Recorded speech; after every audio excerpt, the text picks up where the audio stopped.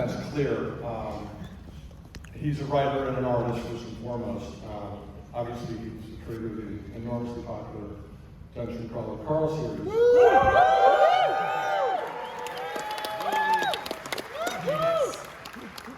Which, in addition to being 7 books so far, is going to be a TV adaptation. There's going to be a web comic, working on a graphic novel, and game. So one of the things that both of these people, both Matt and Felicia, do so well is if there's not a platform for them, they'll create one. They'll invent it. They'll build it from the ground up. So much more to come from Matt, and you're going to learn a lot from the two of them. For those of you who are huge Matt fans that don't know Felicia Day as well, is anyone here to know Felicia? I thought that might be the case. She's a consummate slash. Actor slash, singer slash, writer slash, web series creator, and mostly just creator. If there's something creative out there, she's going to dive in with both feet. Has anyone ever heard of Guild? She created Geek and Sundry. Yeah! Tabletop with Will Wheaton. Yeah! And a little thing called Dr. Horrible's Cinema. Yeah! Among so many others, not to mention all the screen credits. And just listening to them backstage. She's got a million things going on right now. So without further ado, I introduce to you Mr. Matt Dinniman and Felicia Day.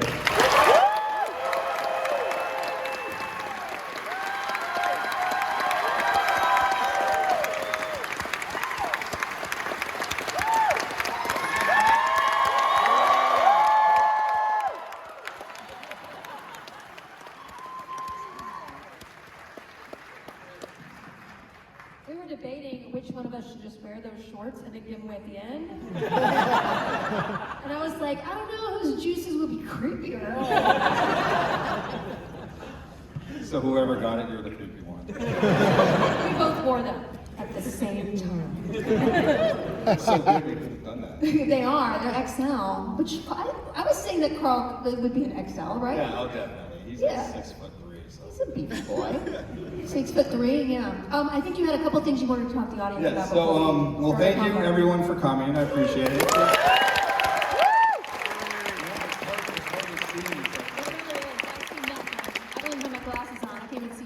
We don't even know if anyone's really here. So I do like to ask a couple questions before we get started. Just raise your hand if you have not read any Dungeon Crawler Carl stuff. Is there anybody here? What?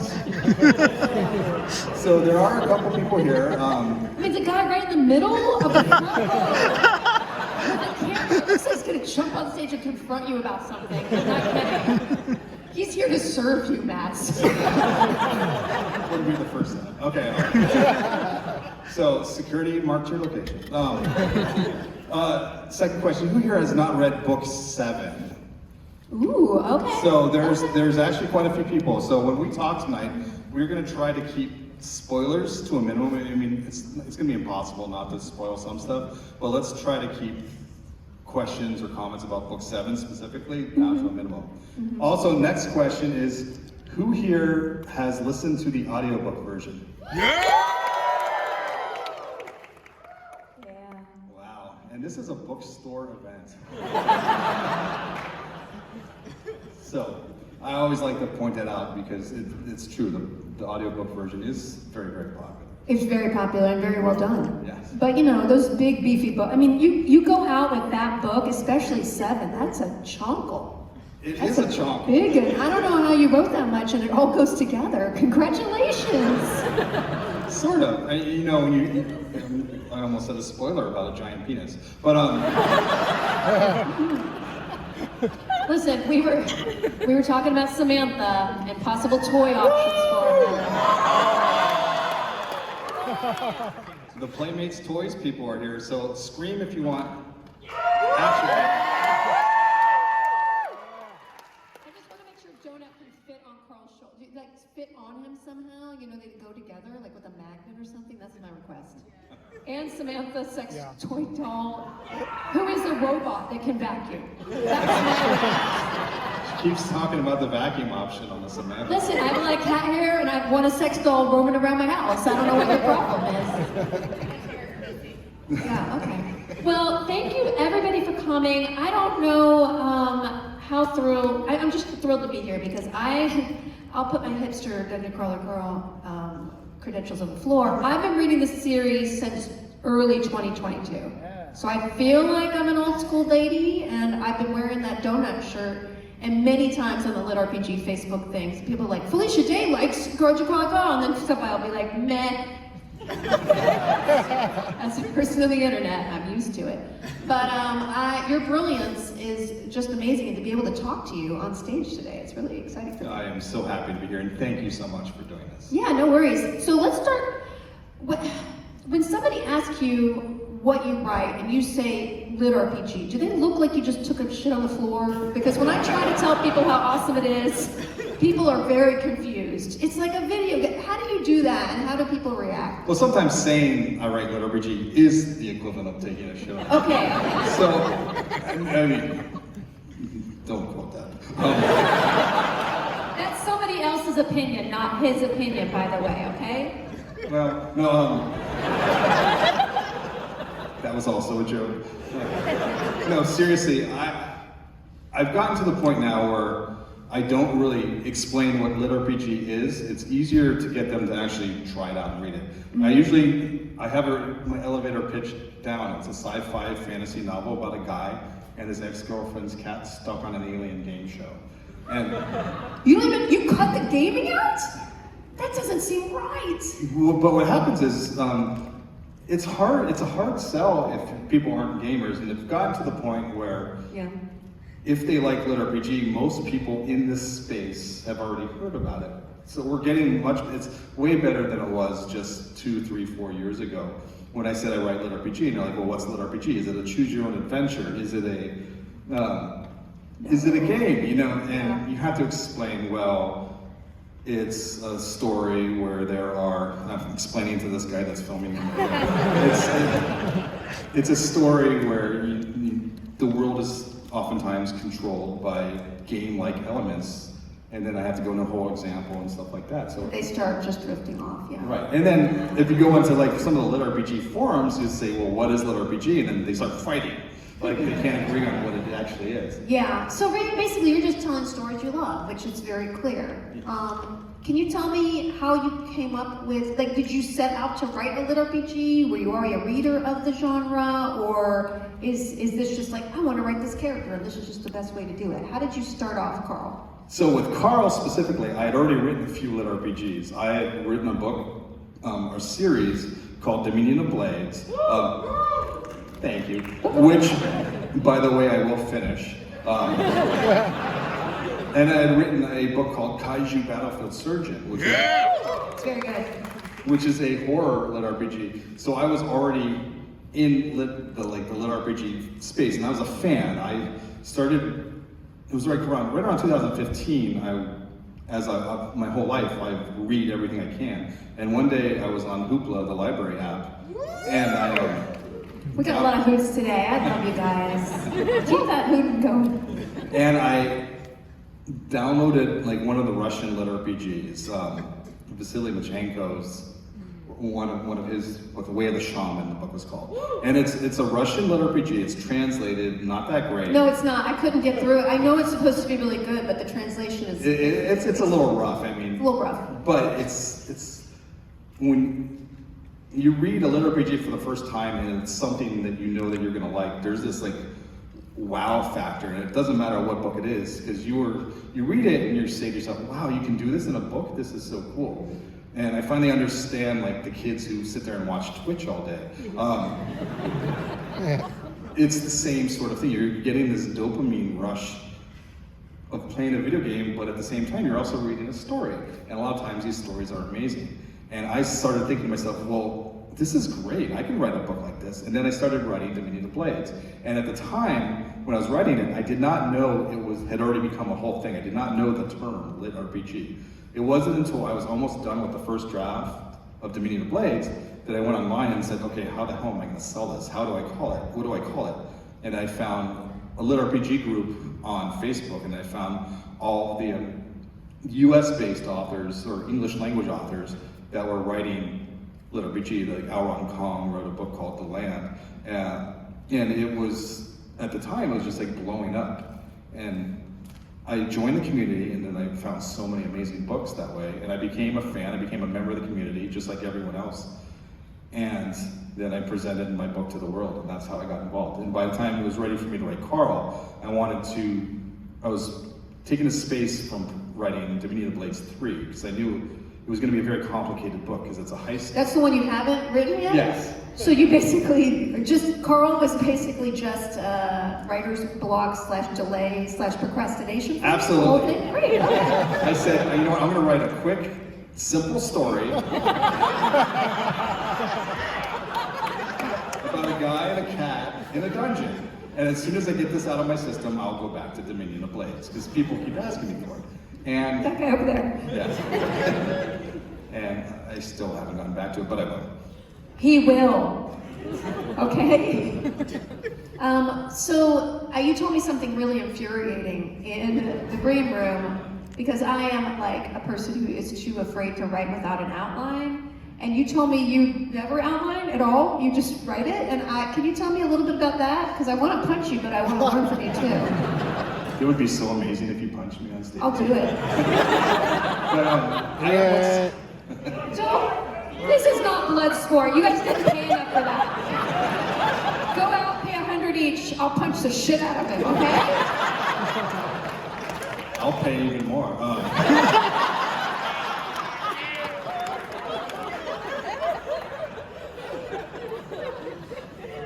I am what's called a pantser. That means I make it up as I go along. There's no right or wrong way to do this, because every writer has a different brain. But if I know where I'm going, I'm not going to finish the book, because I'm in it for the journey, and I enjoy that. I strongly feel, for me personally, if I outline a book, I will be in one state of mind while I outline it. It'll take a couple days to outline a book, and my state of mind during those couple of days is a moment frozen in time. And I'm not writing myself in the corners. I'm not spending days and days and days trying to get out of this situation. Like, how do I get Carl and Donut out of this crazy situation I forced myself into?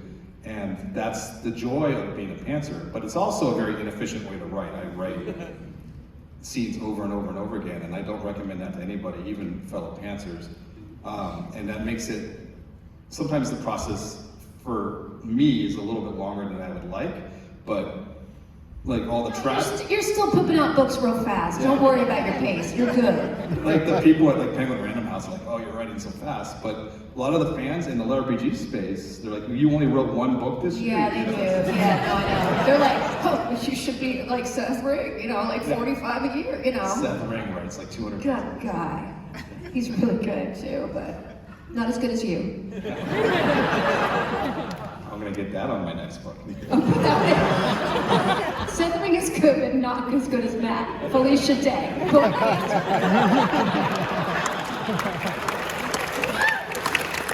We were talking backstage about, writing bad reviews of books, and we don't want. Yeah, we were ready. You put some bad reviews on some books in the past, right? Yeah. So put that on. Shove it anywhere you want. It's great. All right, so you pantsed your way through. I don't know how you do that, because especially book 7, no spoilers, but there's a cast of thousands in this, and there's so many subplots and characters you drop, and so you really don't know where Samantha's going? You just don't know where she's rolling? A lot of times I don't. The truth is, sometimes when I start a plot, I have an idea of how it's going to end, but usually it's not exactly what I originally planned.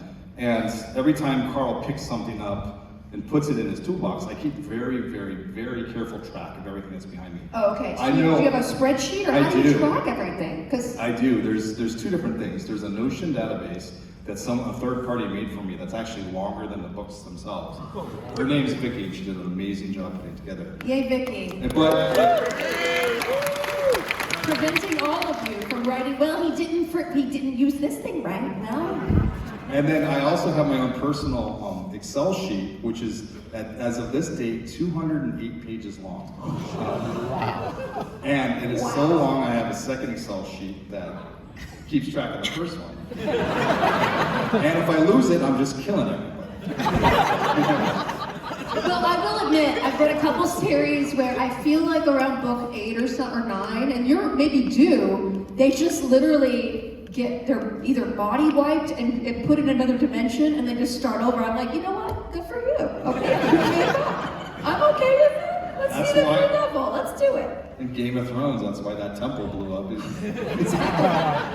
Get over it. Swept them right off the damn board. But did you know, so do you have an ending in mind? Do you have a number of books that you want to like hit, or are you just going forever? No. It's not going to be forever, I mean. Spin-off. I know my brain, so I make it very, very clear whenever I write a book that the end game is telegraphed in the very, very beginning, very early in the first book. For Carl, for example, we know it's an 18th-floor dungeon, so there's only so far I can get. I do believe it's going to be 10 books. I can see where it's going. I can see the arrow on its downward trajectory, and I know that this next book that I'm working on, book 8, is probably we're going to see 2 floors, and then in book 9 we're going to see 1 floor, and then we're going to see the rest in book 10. What? You just dropped something that's gonna blow the internet's mind. People are furiously, well, that guy isn't, but this guy's just filming at a really good angle, like right up our nostrils. Put that on the internet. Okay, so you have an end game. Does it feel like you feel a lot of pressure that you are sort of like now in a sandwich? You got to pay it all off, or? I do now, but no, it is a lot. Honestly, it is a lot of pressure because when I first started writing the first book, nobody had read it. When we started writing the second book, no one had read it, honestly, because it just barely started putting it on Royal Road. I was almost done with the first book when I started putting it on. Oh wow! Okay. I wrote the first book very, very fast, and it wasn't until book 4 was done then I started getting actual feedback from fans as opposed to just people on my Patreon. By the way, if you're on my Patreon, raise your hand. Oh yeah, raise your hand if you Patreon. That's amazing, you guys. Thank you so very much. Thanks for supporting independent artists. Yes. It's gonna keep, we need it for unnamed reasons in this world right now. The people on my Patreon, by the way, they're the ones that vote on fan boxes and stuff like that. Yeah, tell me, do they get previews? What's the deal with the Patreon? I feel like they're in the in club or something. So the people on my Patreon, they get to vote on things that happen in the book. They'll never vote on anything that Carl does or Donut does, because that's me. But they're the bad guys. They're the fans watching the book. That's amazing. But they also get the book as I read it. So right now I just posted up through chapter, I think 20 in book 8. And it's actually gonna be more chapters than that because I split them up even further when the book is ready. But that's what they pay for. They get to see the book. They see the sausage made. So do they get angry if it's like edited later and it's a little bit different, or is it kind of exciting to see the process? I mean, I tell them, I retcon stuff all the time. I say, remember back in chapter 3 when I killed Donut by accident? Let's keep her alive for this next chapter. No, it's usually not that big, but I do retcon stuff quite a bit, and they know this. I tell it ahead of time. But before the book comes out, I always give them the polished, finished version, so yeah, it's amazing. they get a copy of the book before it comes out, and it's worked out great for me. Yeah, it's pretty cool to have that sort of feedback to keep you grounded. Now, for This Inevitable Ruin, is that the longest one? That book was 270,000 words. The version that the people on Patreon read was 330,000. Oh, That's a pretty long book. The average book that comes out in the United States is something like 65. Yeah, that's the minimum you gotta write for a book. That's like 5 books, man. You could have split that in. You could have split it up. So I don't want to split a floor, so good for you. Did you do any special research? So I noticed, I'm sure it's not exactly unobvious, but every floor kind of has a different gaming style that you do. Like you got capture the flag, you got cards, which I love the card stuff, and then now you've got like sieging. Like, do you deliberately, is that kind of like the big scaffolding that you approach a new book with? It does. It's my favorite part about the Carl series is that I can basically write a completely different book every single time. And I've been a gamer my whole life. I've been video games and tabletops. And, I've been immersed in nerd culture because I'm a big nerd. And it's pretty cool to be able to play different games each time. So book 8 is basically the Hanna-Barbera Wacky Races mixed with Mario Kart. Wow. And it's pretty Is there going to be just one where they're like Stardew Valley? Because I love cozy games. Can they just be like, I just need a golden turnip? I just need one! I need her to love me. God, I have to romance this lady. She will not take my turnip. That's going to be book 9. Oh my God. A little more violent, I think, but yeah. I think I'm going to join the Patreon. That's so exciting. Can you tell me, like, what influence? Do you read a lot of other LitRPG? Do you have any other favorites that you want to throw out? Yeah, so I read a lot. My actual influences are all over the place. Yeah, tell me, because I read somewhere that your favorite book is the same as my favorite book. Okay, is it Tigana? It's Tigana by By Guy Gardner. Okay, yeah. My favorite book.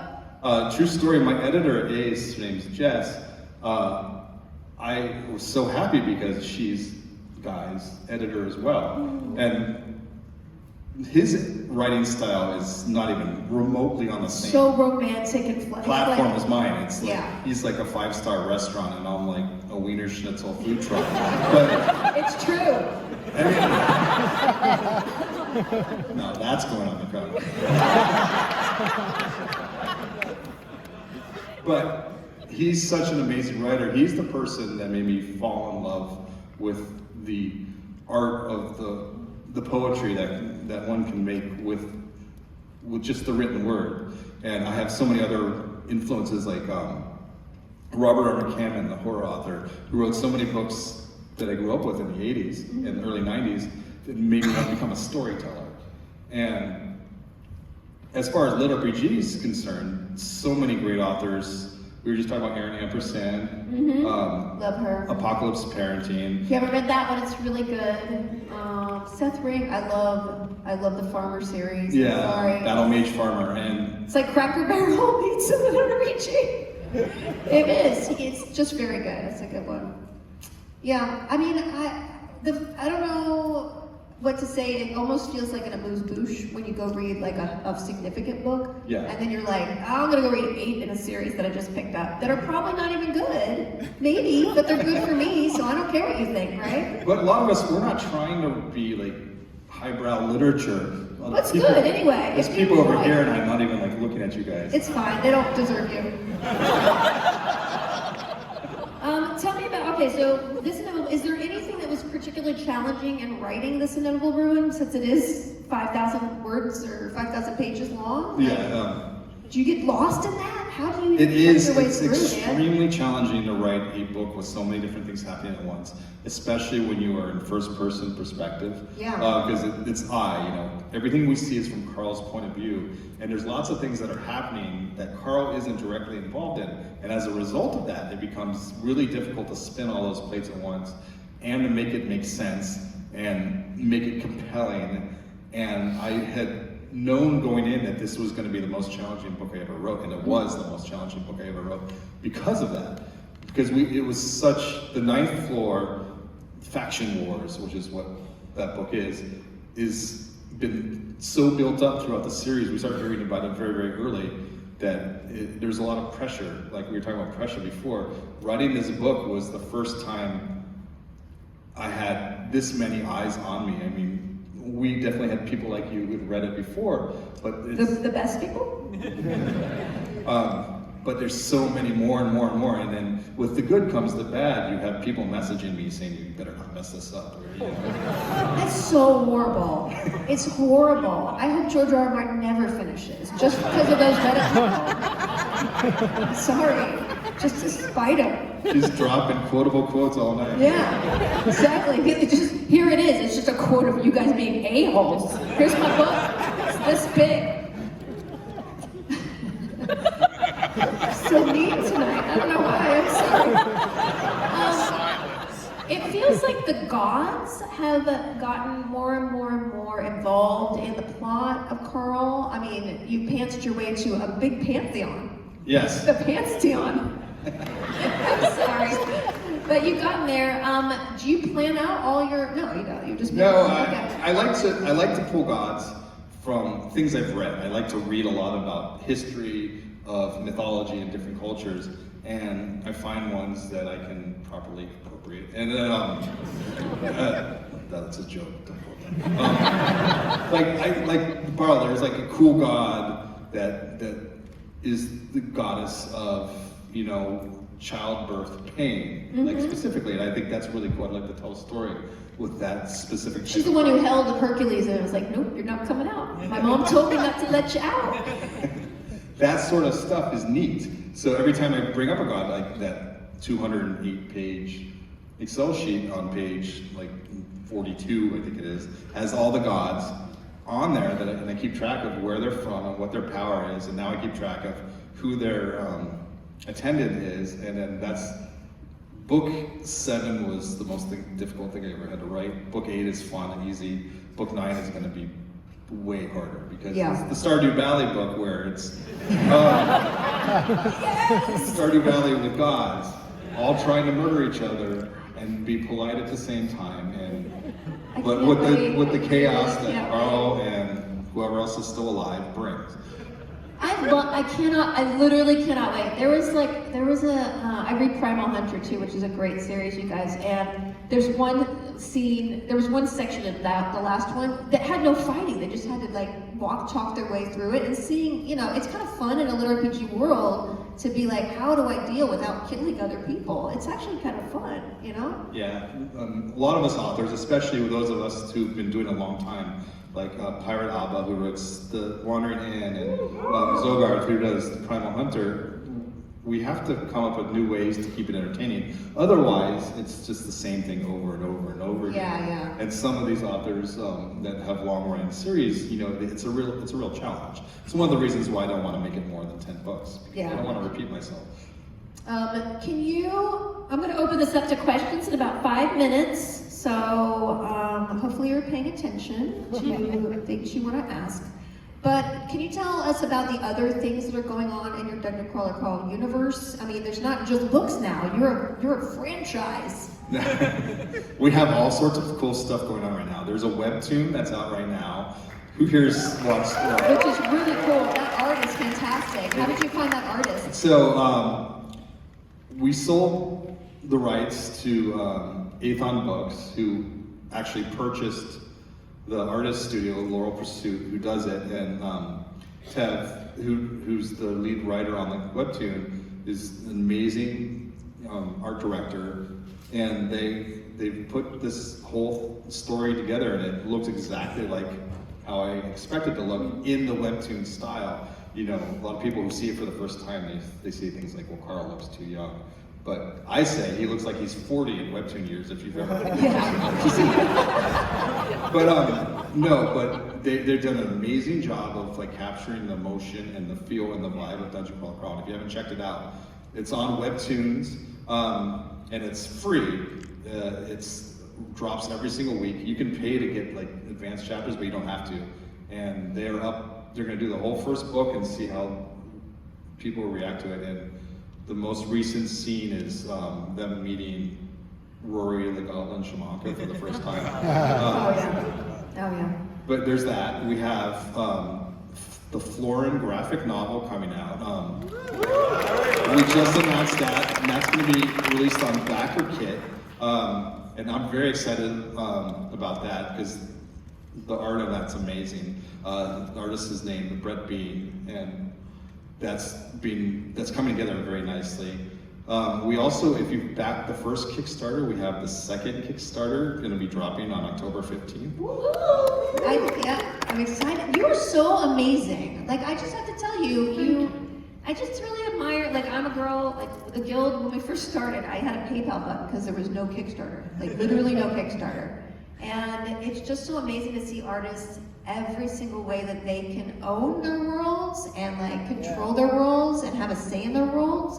Can you talk a little bit about that and how why it's important to you? It is important to me. When we sold the rights to Dungeon Crawler Crow to be in physical copies, the book that you all got tonight, and Ace Books at Penguin Random House was amazing, and I love them. But we kept the ebook rights. I am still an indie author, I consider myself. They don't touch it editorially for Dungeon Crawler Crow. I write it, it's out, and I have the ebook rights. Me and my friend Jeff have the audio book rights. We Audible Studios distributes it, but again, it's the same sort of thing. It's whatever I write is what's in the audiobook. Whatever Jeff records is what's in the audiobook. And that's super important to me because it's really difficult as an indie to be able to like get your voice heard no matter what that voice is. Yeah. Because I can't even imagine trying to sell, a book with a talking sex doll head. No one wanted it. Yeah. Would want it. No, they I mean, honestly, it's what started because of you guys that they started to want it in bookstores. Well, that's a wonderful thing. It's like the fans can now show bigger industry what people want. Because they don't really know what people want most of the time. You know what I'm saying? I mean, I hate to say it, but I mean, I think in books there's a little bit more leeway. There seems to be a lot more experimentation, but especially, in other like TV format and movie format. And I think you also have you're developing it for a TV show, right? Can you talk a little bit about that? That is true. There's not much I'm allowed to say. NBC Universal has the rights. Fuzzy Door, Seth MacFarlane's company, is developing it into a television series. And we're still actively working on it. Hopefully we can have more news on it soon, but everything that I can really say is already public, so. Yeah. Felicia plays donut. I want to play donut, okay? Great, it's done. Or Samantha. I really just want to play Samantha, so let's talk about that later. We'll talk about that later. Yeah, great. What are you working on right? Okay, well, I'm going to open this up to questions. I have no idea how you're getting this question up here. I'm sure there's a microphone somewhere, but I actually am a professional. Oh, you're just going to stand and scream. Okay, Oh, yeah. 1 second. I'm going to ask him one last question, and then I'll talk to you right there.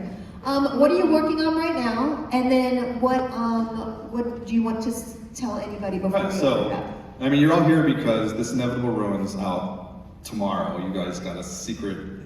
You got it early, which is awesome. Yay. On February 10th, I have a standalone novel called Operation Bounce House coming out. It's a sci-fi novel about settlers on a distant planet who are being evicted by Earth. And the company that does it, they gamify the eviction process, and they allow bored people on Earth, who are the bad guys, to design their own war machines and remotely pilot that from home. And I watched a bunch of Counter-Strike and Call of Duty videos. Got a handful of YouTube. Little shits, like 12-year-old kids insulting your mother. And that's the vibe of Operation Bounce House. So that's February 10th. You can pre-order it now. Again, I have the Kickstarter coming out, the graphic novel, but writing-wise, I am 24/7 Dungeon Crawler Carl book 8. Yes. Okay. Well, join the Patreon if you want a sneak peek. And if not, wait until it comes out in chocolate. There's a person right there. That guy. I promised him. Let's do some questions, you guys. Hi. Hey Jeff, hey Felicia. What's up? Well, my question is, where and how did you learn to write? Did you call me Jeff? Oh, sorry.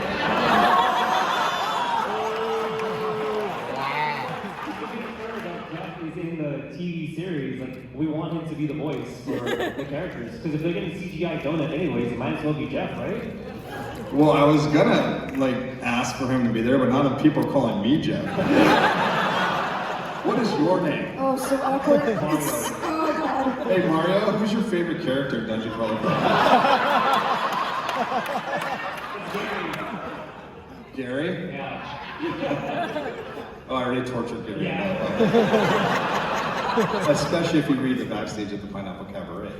Ooh, there's little, aren't there special extras in the hardcover? In the hardcovers, there's a short story in the back of each one. It's an ongoing novella. It's called Backstage at the Pineapple Cabaret. A lot of people don't know that. That's the bonus material. You have to read them all in order. So if you only have book 7, then you have to go out there and buy the rest. But how did I learn to write? As I've been a writer my whole life. When I was a kid, and this is true, I used to write Transformer and G.I. Joe fan fiction.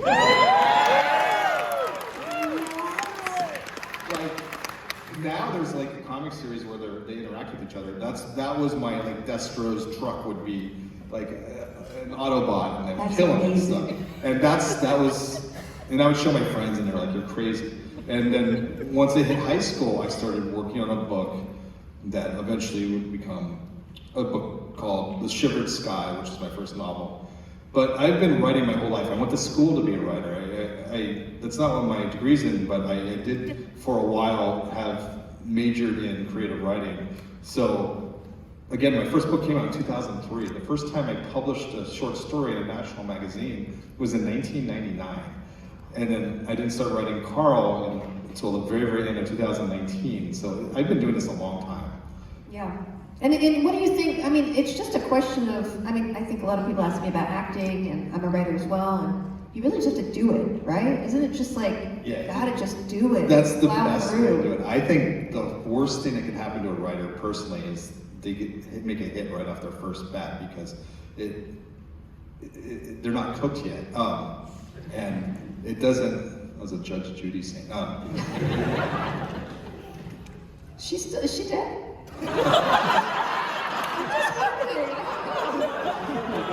She's still alive. There's Judy Justice on Amazon. Okay, I'm so sorry. I didn't know my Jesus. You know, she's gonna die. Well, that's the cool thing about LitRPG, you know, like, good, bad, whatever. I love all the RPG, and I read some stuff that's clear that no one has ever written before, right? It's true.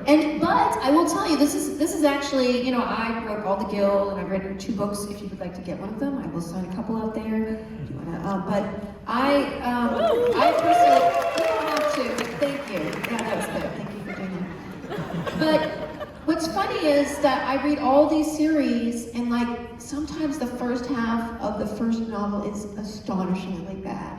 You know, it just doesn't go together. It's like very bumpy, and then something happens like 2/3 of the way to that first book, and it gets good. And then book 2 is even better, and then by book 3 you're like, this is amazing. So it's actually a faster curve than you'd think in my mind, you know, and it makes me want to get my pen working as well.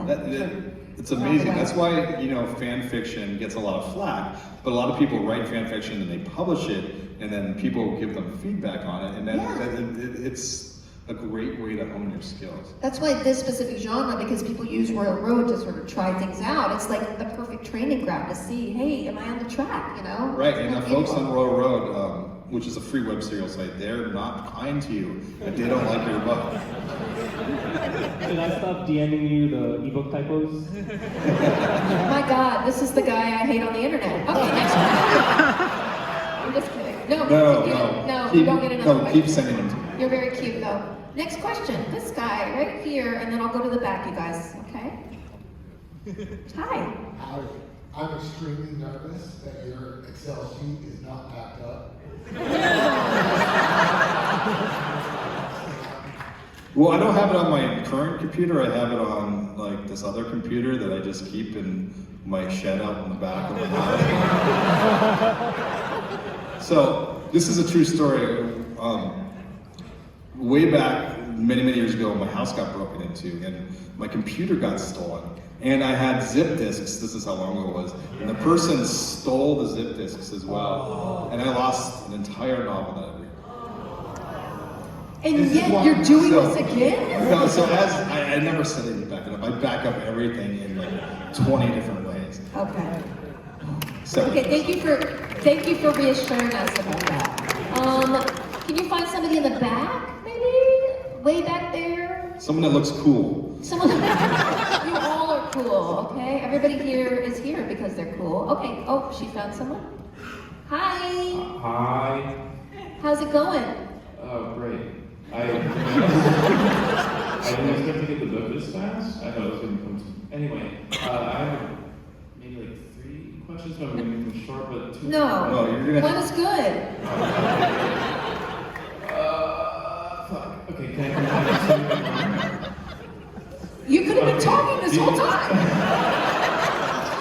Okay, what do you think about how you play it, and do you like Baldur's Gate 3? And then the second one is, have you read Infinite Jest by David Foster Wallace? Do you like that? And then also the other one... No! I don't understand anything this man's saying. You are drunk in a good way, but okay, Oh, something no, about no. Baldur's Gate 3, right? Yeah, Baldur's Gate 3, I'll keep it at that. Okay, let's just, what about Ah, you could have asked 3 questions, and that was the question. No.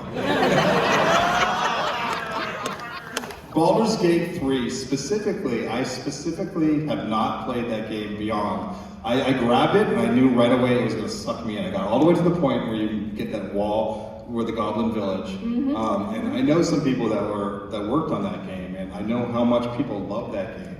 And I'm a big D&D nerd, and I just knew it was going to suck my life away. And as a result of that, I stopped playing it.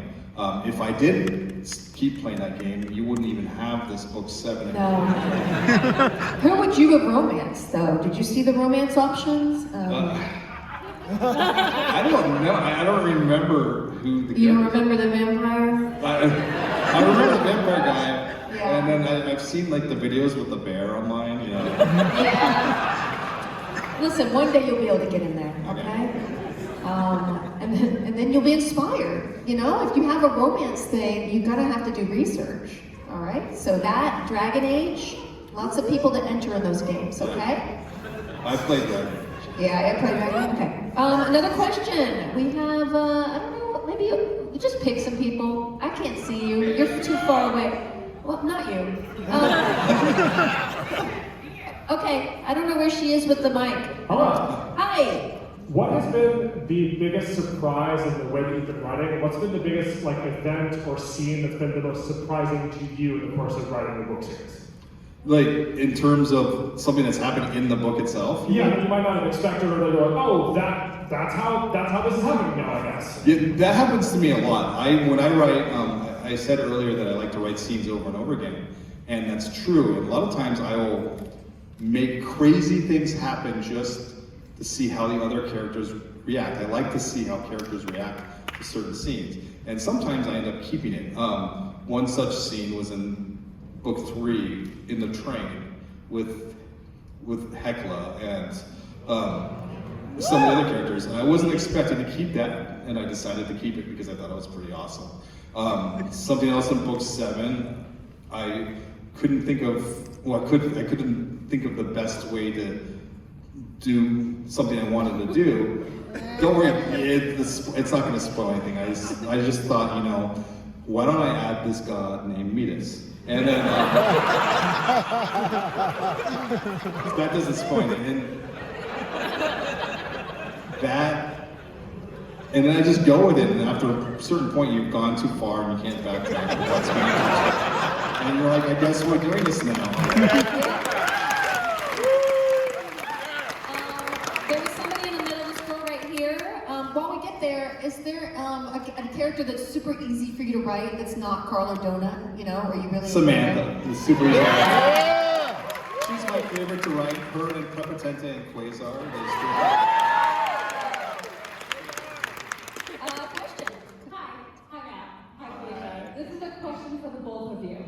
Oh. How many seagulls would you have to find in your house before you got suspicious that somebody was putting them there, and why?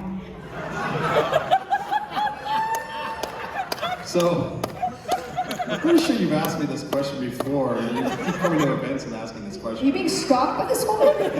Do you need a restraining order? It's okay. Since I live in the Pacific Northwest, the answer would be 4. Because there are seagulls all over my yard at all times. Really? Yes. Are you like on the bay or something? I'm pretty close to the water. Okay. I'm not close to the water, so I would have a problem with 1. I'm so sorry. But sparrows, up to 7. Thank you for your question. Thank you. Over here, we have somebody with 2 hands up. Oh, there we go. She's pleading. See, this is how you get picked. Yeah. Well, I'm so blurred. I honestly can't see past the front row. I'm so sorry. I'm so unprofessional. Hi. Hi, I have, okay.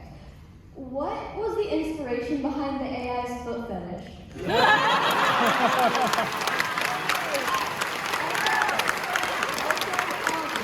Are you going to have Chris Pratt voice donut? All right, you slipped a second question in there that was repugnant. He can answer the first one, but the foot. So the Chris Pratt thing's a rumor. Debunked. That just got started just now. So the foot fetish thing, the honest answer is, because I thought it was funny, and there's this first scene very, very early in the first book when Carl's on the murder dozer and the goblin had fallen down, and of course he's gonna jump on it. Carl's a big dude, and the goblin explodes. I think, like I said, like a condom full of beefaroni or something like that. There was florid. It was and then I just wrote, biggest regret of my life. I gave the AI a foot fetish and thought he really enjoyed, using his feet to kill. And now you should see the DMs I get. From people. I mean, you could have an OnlyFans where you just describe things that the AI is watching with feet. You don't think I don't? Oh. All right. There is a WikiFeed. Have you been on WikiFeed? I'm on there. Okay, other question. We're on this side. Can you go to the back on this side? Just geographically spread the love. Right there. We have someone pointing to someone else. Oh, that's nice. Okay. Give us your best. Hi, Matt. Hi. I don't really have a question. I just want to say, hey, I think you're doing a great job of making the next generation outside you guys. So just continue doing what you're doing. This is awesome. But if I do have a question, it's probably Felicia, if you want to do Samantha, do you mind reading your favorite passage in here right now for us? But I love Samantha. I don't have a passage. I'm an actor. I need to be provided with I went to his mother. Tell me you're going to kill my mother. Wait, what? Just tell me you're going to kill my mother. Okay. I'll kill your mother? I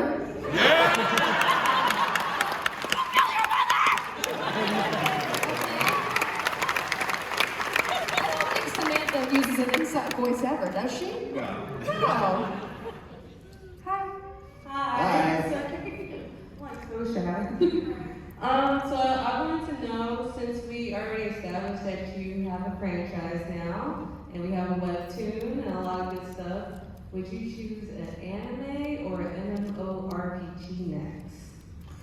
Wow. Wow. So since the television series that we're working on hopefully will be live action, I would love to have an MMORPG, like a full-on balls to the wall AAA video game would be amazing.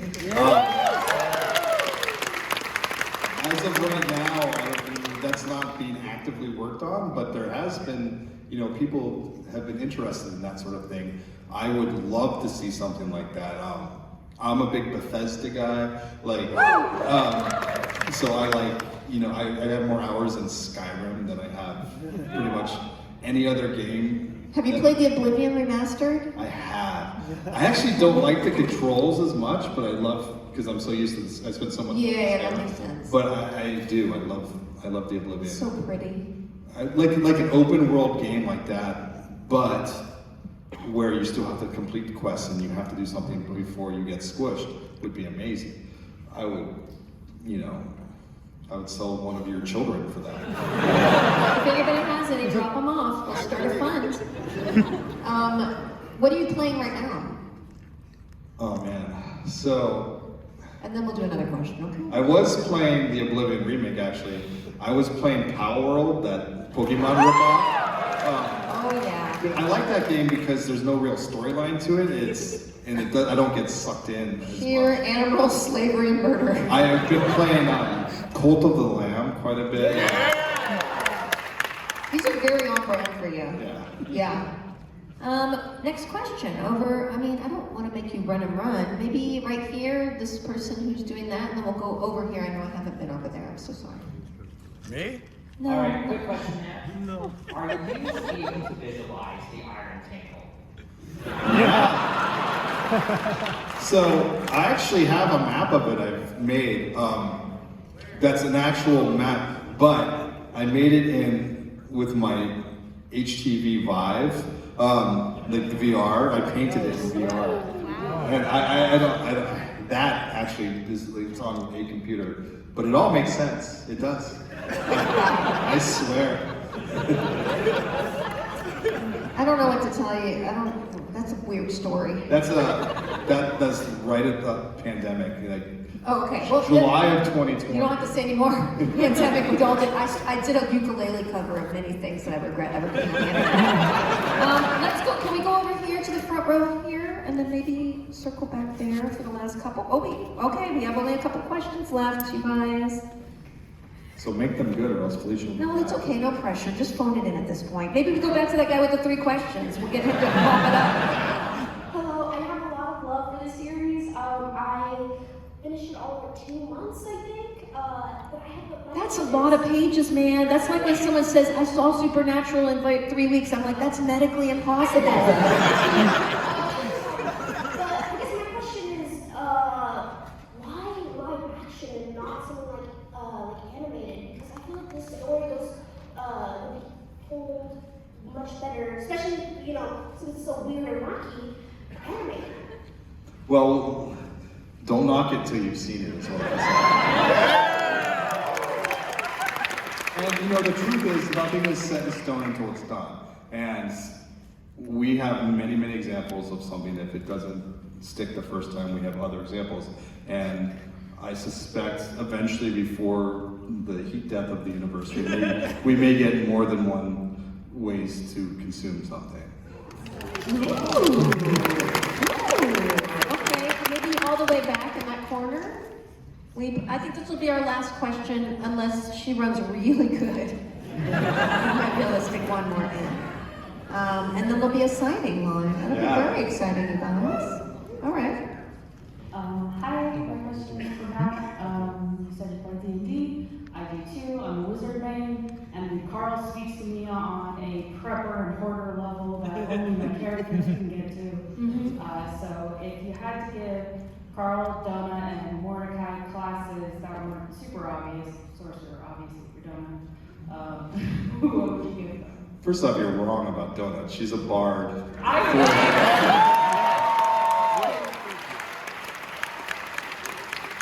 Carl is like an artificer, barbarian,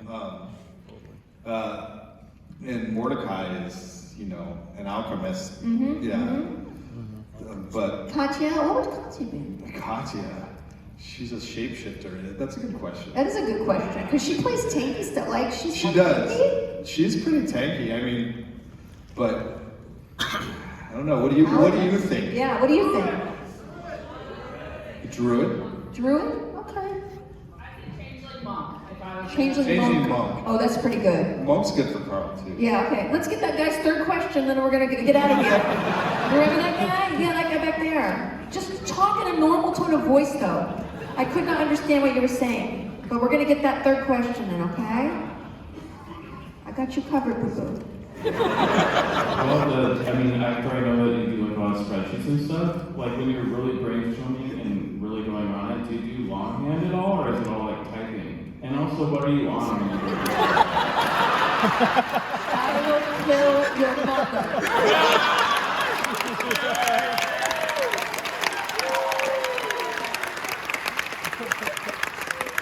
If I had to write this book longhand, I wouldn't. Everything, I type very quickly, and I type everything.